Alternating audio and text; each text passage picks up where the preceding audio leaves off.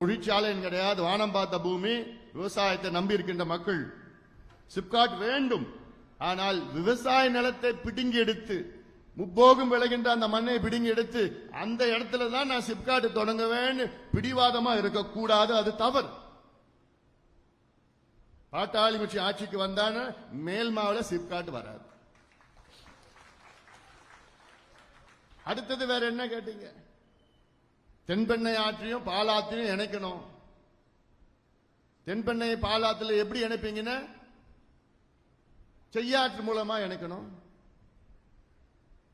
துறிஞ்சலாரும் தென்பெண்ணையும் இணைக்கணும். தென்பெண்ணை ஆற்றுல இப்ப கூட சமீபத்தில் வெள்ளம் போச்சு, பாத்தீங்கல்ல? எவ்வளவு பேர் இறந்தாங்க. சாத்தனூர் அணைய திறக்க முடியல. அதுக்கு யாருக்கு அனுமதி வேணுமா?